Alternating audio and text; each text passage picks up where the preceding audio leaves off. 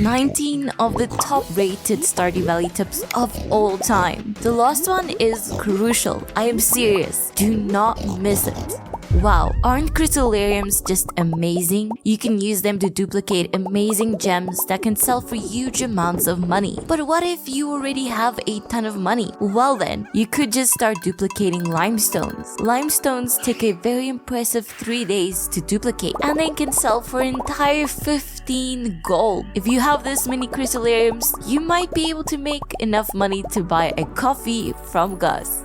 Legendary fish are really hard to catch, and once you finally do catch them, it is incredibly fulfilling. But you can only catch the original legendary fish once and never again. So you should do your best to keep these guys safe. That's why I always keep my legendary fish in my fridge. That way, I always know where they are and they will always be fresh.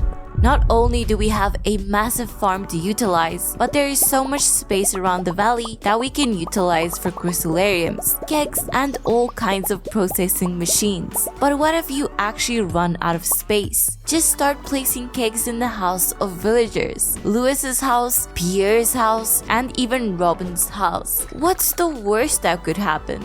Cracking open geodes at Clint's for a tiny 25 gold is a great way to get artifacts for the museum, random resources, and even prismatic shards. But there is one problem with this. We are giving Clint money when we could be greedy and keep it all to ourselves. Good thing we now have access to geode crushers. Now we can crush open our own geodes. All you need to do is place the geode crushers right there inside of Clint's blacksmith and crack them open right in front of him so he can see you steal his business away. Unfortunately, buying coal from Clint is way more expensive than just opening a geode. So yeah, this plan isn't perfect.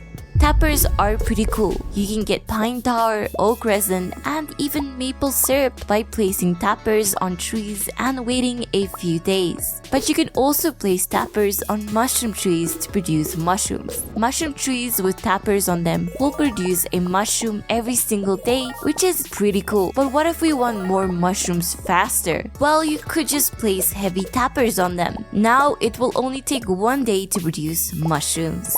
The regular mines can be a nice, fun, and easy adventure until you reach floor 30 and it's so dark that you can barely see anything. This is especially bad if you do not have a glow ring. Luckily, you will often find torches on these floors. Wow, isn't that cool? I wonder who left these torches over here. I always hit these torches with my axe and use them on my farm. Yes, this makes it even darker and almost impossible to navigate these floors. But come on! Free torches? Do you have too many prismatic shards and have no more uses for them? Same. Well, I guess you could just sell them. They do sell for a very impressive 2,000 gold. We do need tons of money in Stardew Valley to buy that crazy golden clock. But this is a very bad way to make money. It's just not worth it. Instead, change your professions and pick the miner profession at level 5 mining, and then the gemologist profession at level 10 mining. Now your prismatic shards will sell for 2,600 gold. Wow, so much better. As you might know, dying in Stardew Valley can be incredibly punishing. Just look at this. Look at how many valuable items I just lost. And I am just done with dying and losing my items in Stardew Valley. So I asked a real professional Stardew Valley player and they said you will only die if you lose a battle. So just win every battle and you'll be good. So yeah, take that advice seriously. Just win every single battle. Easy. Rummaging through the garbage cans of Stardew Valley can get you some really good items, but those pesky villagers will be mad at you if they catch you in the act, and they will shun you and lose relationship points with you. But if you are in the early game, it really doesn't matter. When you have no friendship points with them, does it really matter? You can't get negative points after all.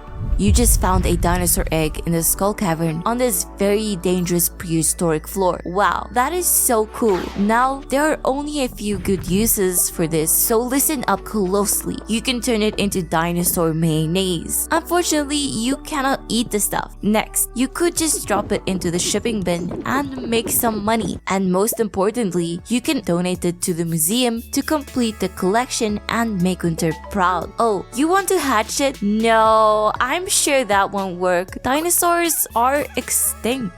There are so many amazing crops in Stardew Valley, like a ton of them. Ancient fruits are amazing, star fruit are superb, sweet gem berries can be fun, and who doesn't need coffee every single day? But what about sunflowers? What if you're tired of growing great, profitable, useful crops? What if instead we planted sunflowers? Wait, there's one redeeming quality of sunflowers. You can place the seeds and the actual flower into an oil maker to make oil, allowing you to no longer buy oil from Pierre. Hey, that's a win in my books. Do you ever just run out of energy? Well, most people eat some food to restore their energy, or lay in bed in co-op to restore their energy. But that's not as efficient as this. Okay, this is what you do. Get a bunch of slime egg incubators and hatch as many slimes as you possibly can in a nice and small confined cage. Then get yourself 2 soul sapper rings. These rings will allow you to restore some energy whenever you defeat an enemy. So whenever you run out of energy, just come to your little torture chamber and absolutely massacre a bunch of slimes to restore some energy. Wow, so effective!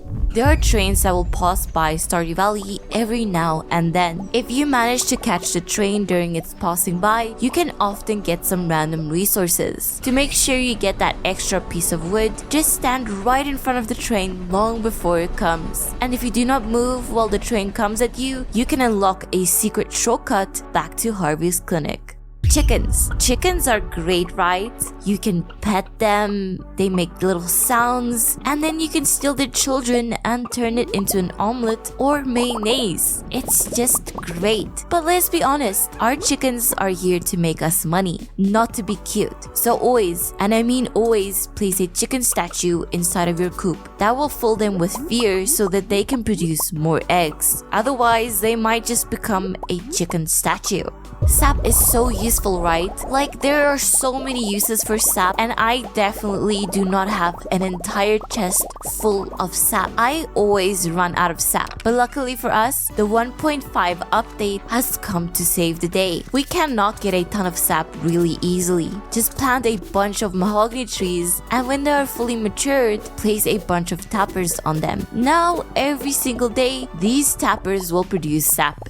Festival of Ice is an annual fishing competition that is really frustrating. Why? Because you have to aim your fishing rod in this tiny little pool of water, and it's pretty easy to miss and waste time. So this is what I do. I just leave the judging area and go to the left until I reach this pond. And I fish over here instead. You can cast your line as far as you want. The fish count, and you could still win. Much better.